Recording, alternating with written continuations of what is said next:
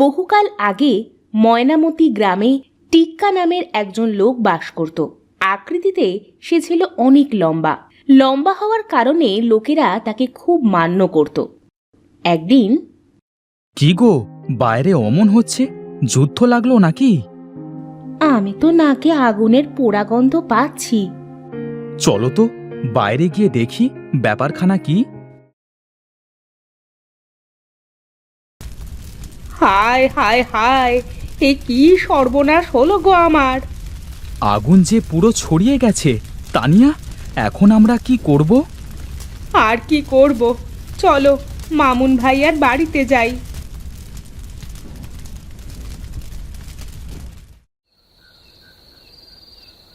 কি বলিস, এত বড় দুর্ঘটনা ঘটে গেল? দুর্ঘটনা নয় ভাইজান, এটা পরিকল্পিত অগ্নিকাণ্ড। 6 মাস ধরে সুভানের ছোট ছেলে সাকিবের সাথে আপনার ভাইয়ের জমি নিয়ে বিরোধ চলছে। সর্বশেষ ঝগড়ার সময় ওরা সপরিবারে আপনার ভাইকে মারতে এসেছিল। তখনই সাকিব বলেছিল, আমরা যদি আমাদের ঘর ভেঙে এখান থেকে চলে না যাই তাহলে সে ঘরে আগুন লাগিয়ে দেবে, তবুও আমাদের এখানে থাকতে দেবে না। হুমকির কথাটা গ্রামের কিছু লোক দাঁড়িয়ে থেকে শুনেও ছিল। যে লোক আগুন লাগানোর কথা বলতে পারে সে করেও দেখাতে পারে। আচ্ছা আচ্ছা, তোরা টিক্কার কাছে নালিশ জানাবি না? এখানে তার তো কোনো হাত নেই ভাইজান, আর তিনি কত দিকেই বা খেয়াল রাখবেন বলুন। তবুও তিনি গ্রামের মাথা। তিনি তোমাদের ক্ষতিপূরণ দিতে পারেন, আবার শয়তানকে শাস্তিও দিতে পারেন।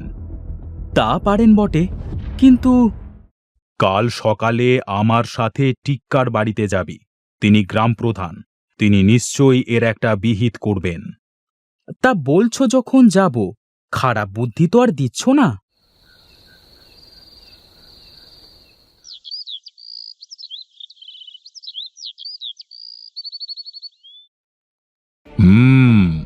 তোমাদের প্রতি অন্যায় নিশ্চয়ই হয়েছে, তোমরা এর সুবিচার পাবে। চাচা, সব দোষ আমার কপালের। নয়তো সুভানের ছোট ছেলে যা ডাকাতে স্বভাবের, তার সাথে লাগতে কেন যাব আমি? সে বললে তো হয় না, ক্ষতিপূরণ হিসেবে কিছু অর্থ তুমি রাখো।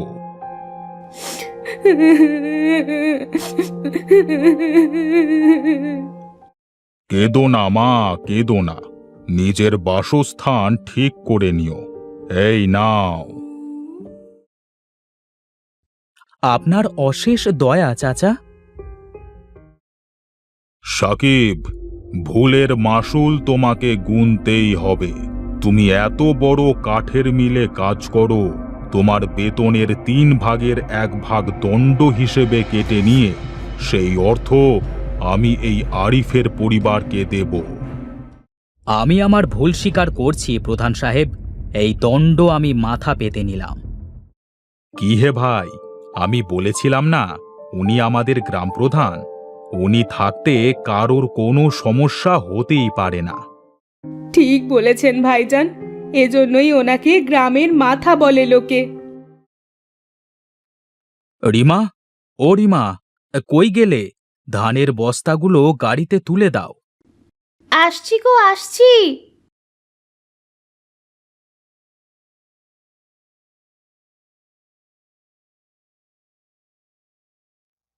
বুঝলে বউ, আজ তোমার বড় মেয়ে তন্নির জন্য 1 জোড়া রূপার নূপুর কিনে আনবো। সত্যি বলছো? সত্যি তুমি নূপুর কিনে আনবে ওর জন্য? হ্যাঁ গো, মেয়েটার কত শখ 1 জোড়া নূপুরের। দিন মজুর আমি, ওর সব শখ তো পূরণ করতে পারি না। এবার ধান বিক্রি করে না হয় এই শখটাই পূরণ করি। ধনে নয়, মনেই মানুষের আসল পরিচয়। তোমার মনটা অনেক বড় গো তুহিন, তোমার মনটা অনেক বড়।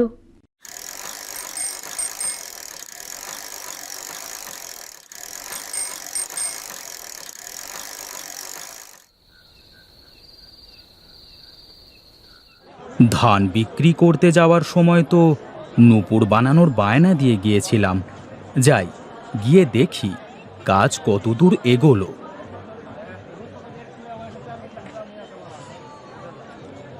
আরে তুহিন ভাই যে, আপনার কথাই ভাবছিলাম। আপনার নূপুর জোড়া পুরো তৈরি, আপনার আর দেরি হবে না। তাহলেই হয়, পথে আবার ডাকাতির ভয়। এই যে আপনার মেয়ের নূপুর। এই নাও টাকাটা, ধরো, গুনে নাও। হে, গুনতে হবে না। আপনি অতি সৎ মানুষ, আমায় কম দেবেন না, তা আমি জানি। তাহলে আমি আসি, কি করে যে যাব এখন? এই অবেলায় রাস্তায় কাউকে পাবো না, সে বেশ জানি। সেই সকালে বেরিয়েছে, এখনো এলো না। কি জানি পথে কোনো বিপদ হলো কিনা।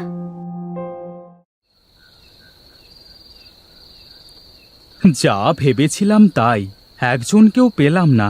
সামনে জঙ্গলের পথ, মনে হচ্ছে আজ কপালে দুর্ভোগ আছে।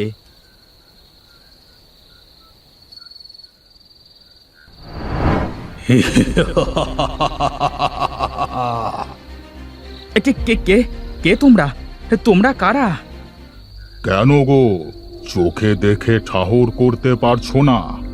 আমরা ডাকাত, আর আমি হলাম ডাকাত সর্দার শম্ভু। ডাকাত সর্দার শম্ভু? কি, নাম শুনে কলিজা কেঁপে উঠলো তো?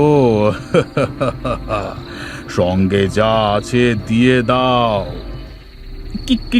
কিন্তু আহ, বাঁচতে চাইলে দিয়ে দাও খালি। এই পোটলায় আমার ধান বিক্রির সমস্ত টাকা আছে। এই টাকা দিয়ে দিলে আমায় যে না খেয়ে মরতে হবে। আমায় দয়া করো সর্দার, দয়া করো। ওস্তাদ, আর সময় নষ্ট কেন? মানে মানে না দিলে জানে শেষ করে দিই। না না না, আমায় মেরো না, দয়া করো সর্দার, দয়া করো। দয়া? আহ? দিলে দয়া থাকলে আমরা কি ডাকাত হতাম রে?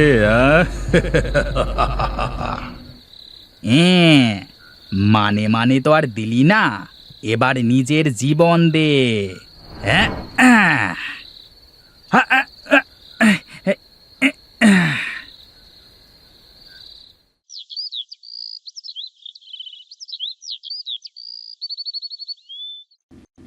মা, ও মা, বাবা কথা বলছে না কেন? ওরে মেয়ে, তোর বাপ আর কখনোই কথা বলবে না।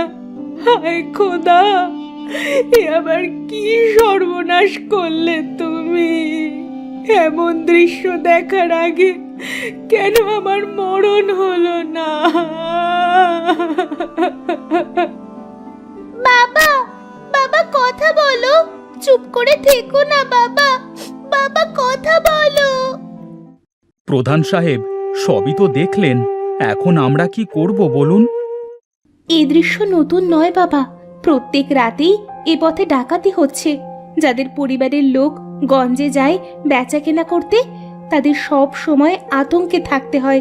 গ্রামে ঢুকবার এই একটাই রাস্তা, আর এই রাস্তায় কিনা এমন ইচ্ছে তো হচ্ছে শয়তানগুলোর কল্লাটা গিয়ে কেটে দিই। এখন আমরা কি করব? চাচা, আপনি বলে দিন। ব্যাপারটা খুব জটিল, আমায় কয়েকটা দিন সময় দাও তোমরা। ঠিক আছে চাচা।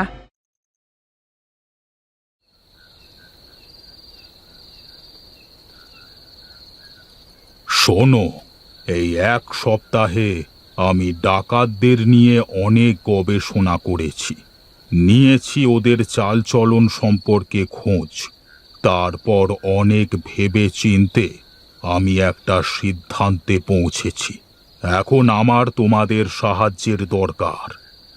আপনার মুখ থেকে বেরোনো ছোট্ট একটা কথাও আমাদের কাছে খুব মূল্যবান চাচা। আপনি শুধু আদেশ দিন কি করতে হবে, তারপর দেখুন আমরা কিভাবে তা পালন করি। তাহলে শোনো। আপনি নিশ্চিন্তে থাকুন চাচা, যা বলেছেন তা সকালেই প্রচার হয়ে যাবে। এখন তাহলে তোমরা আসো।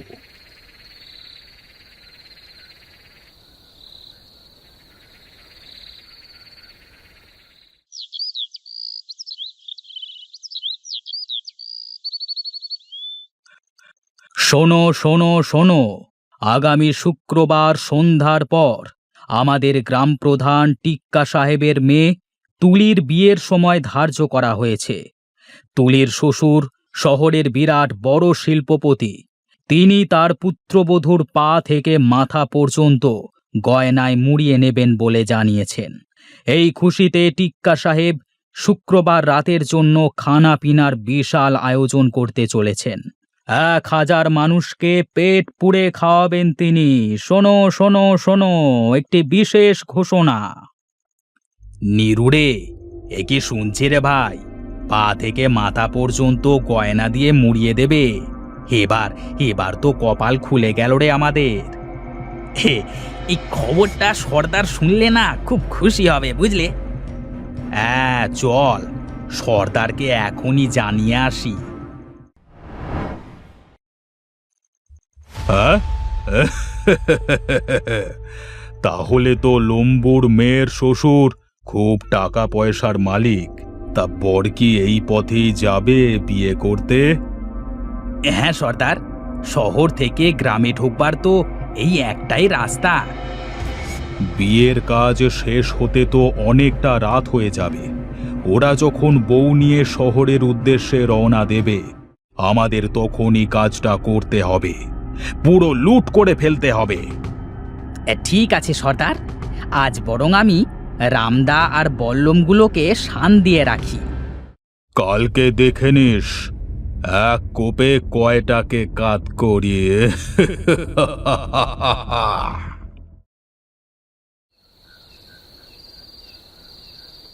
এই সর্দার, অস্ত্রগুলোতে ধার দেওয়া হয়ে গেছে। এই দেখো কেমন চমকাচ্ছে, দেখো। বাহ বাহ বাহ, বেশ বেশ। এবার অস্ত্রগুলোকে গোপন জায়গায় রেখে আয়। আগামীকাল রাতের আগে বের করা যাবে না। তাই যাচ্ছি সর্দার।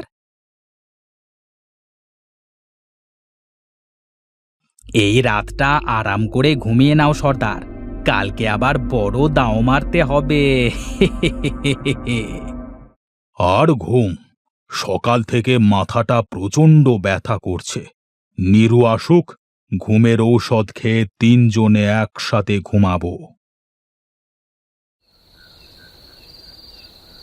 কই, সবাই তৈরি তো? হ্যাঁ চাচা, আমরা সবাই অস্ত্র নিয়ে তৈরি। মা রিমা, তুমি তোমার স্বামীর খুনির শাস্তি হোক তা চাও না? শাস্তি?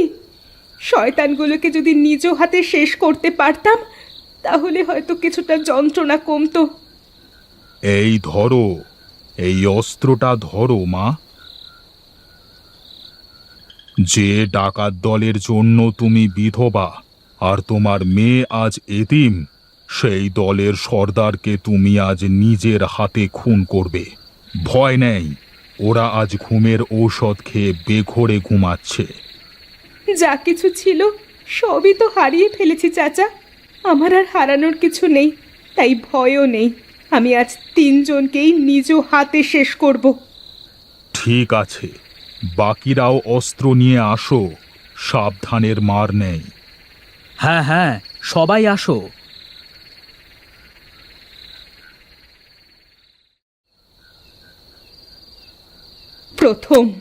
প্রথম সর্দারকে মারি।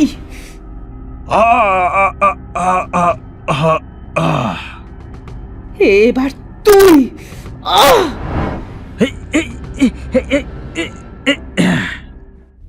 এবার হিরু। এই দেখ যন্ত্রণা কাকে বলে। উড়ি!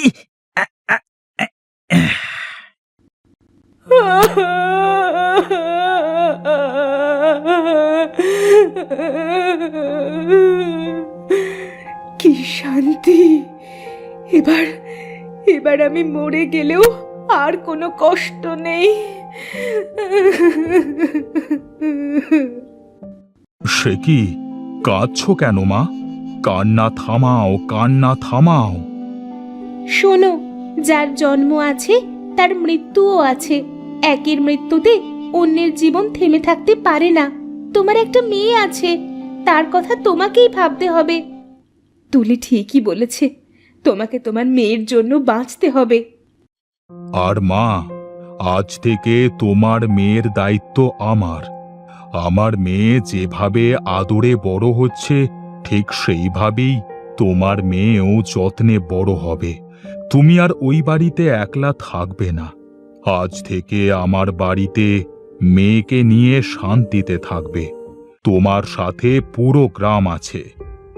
চাচা, আপনি জানলেন কিভাবে ওরা আজ রাতে ঘুমের ঔষধ খেয়েছে? শহরে আমার এক বড়লোক বন্ধু আছে।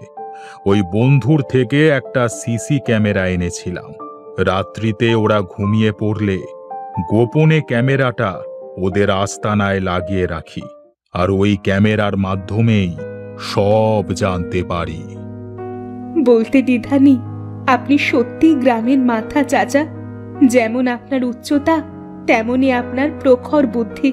আপনি দীর্ঘজীবী হন। আপনার মতো লোকের খুব দরকার।